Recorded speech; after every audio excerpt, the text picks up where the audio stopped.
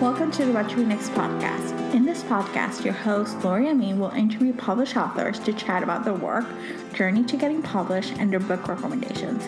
If you share a passion for books and always looking for your next read, then join us. Hi, India. Welcome to What to Read Next podcast.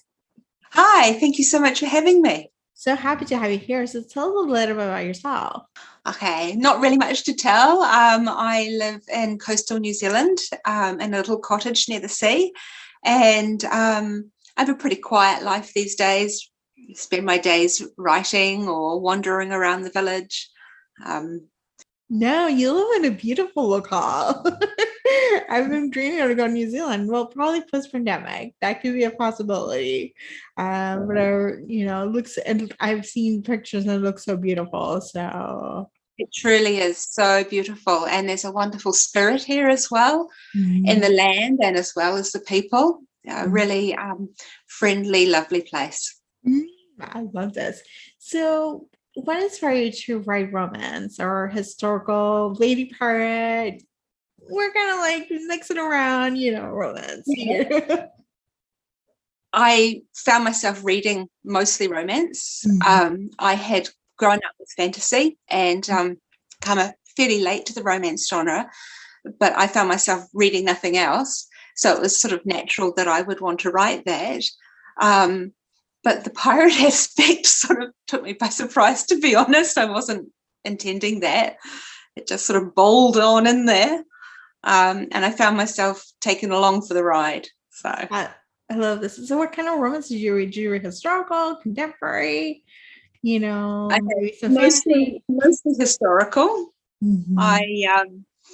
I have read some contemporary, especially rom-coms. I know Sophie Kinsella isn't especially romance, but her rom-coms were my introduction to the whole contemporary field. But I prefer historical, but I couldn't tell you why. I just like it. It's so great. And so what kind of historical do you gravitate? Do you gravitate to England, outside of England, like other places, or a specific timeline? Yeah. I do tend towards England because I just love England anyway. And I read a lot of the classical literature, Jane Austen at university. So my literary tastes have always been English anyway. And so historical romance really feeds that for me, but in a more entertaining, lighthearted way. I love the Regency era, but I also really enjoy Victorian era. A lot of Lisa Kleypas books are set in the Victorian era, and I love those. Yes, I gotta admit, Lisa Kleypas knows how to write some good historical. So let's chat about the Wisteria Society of Lady Scoundrels. What's the elevator pitch first, and then what you hope readers to get out of the series? So a lady pirate finds herself targeted for assassination, but then her aunt is kidnapped by a nefarious villain, and she finds herself having to team up with her would-be assassin to race off to the rescue. I like to say it's dangerous women in flying houses and dreamy men in tight trousers.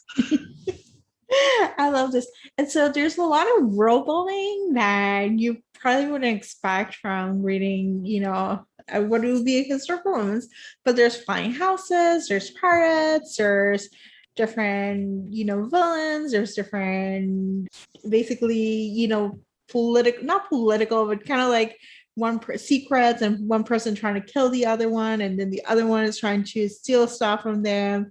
And there's a lot of rules how to become a pirate or how to be part of the Wisteria Society. So what was the process of putting all these rules and all this world building together? I used to be a pantser who just sort of sat down and got a first sentence and went from there. So it was a lot the same with this. I started with just one image and sort of built from there. And it all kind of just informed itself, really. I did go through a process of trying to decide, what did the ladies travel in? Was it a weaponized coach, or, was my era wrong and should they have been in a car? And then houses just sort of came to me one day out of the blue, so to speak. And so I just sort of shoved them in there. And then it was through the editing process that we really built more into the world, tried to dig deeper into the backstory and, create a real structure around the Wisteria Society. What is your favorite trope to read when it comes to romance? My favourite trope?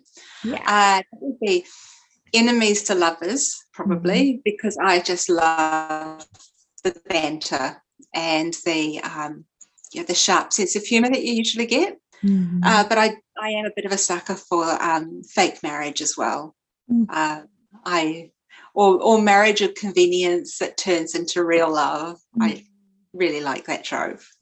Yeah, I really like marriage convenience. I'm like, when they hate each other and they hate to get married, it's like my favorite trope.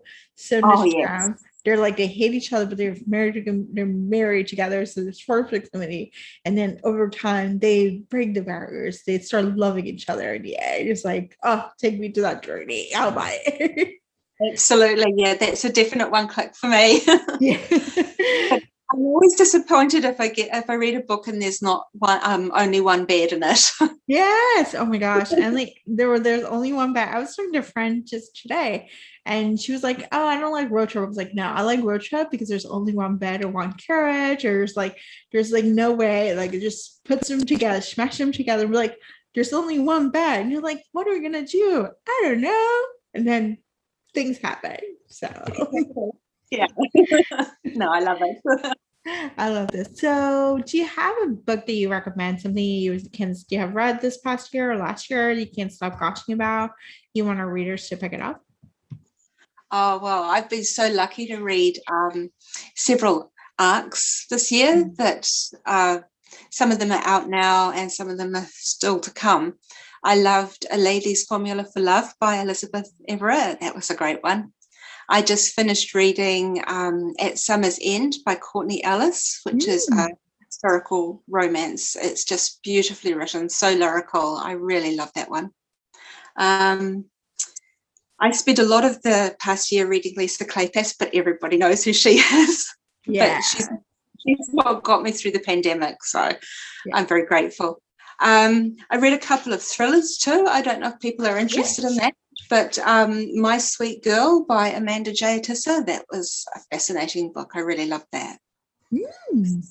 I love this. Thank you for the recommendation. So tell us where you can find you online. Okay, so I'm on Twitter and as India Holton, those two words put together, and I'm on Instagram as india.holton. Awesome. Thank you, India, for being in the show. Oh, thank you for having me. It was lovely talking to you. If you enjoyed this podcast, feel free to share with friends, subscribe, rate, and review the show. This is the easiest way to support the podcast. For book recommendations, author interview archives, and other fun book resources and tips, please visit watchrenextblog.com. The Watch Read Next podcast is part of the Frolic Network. To discover new shows to listen and love, please visit frolic.media/podcast. Thank you so much for listening and have a great day.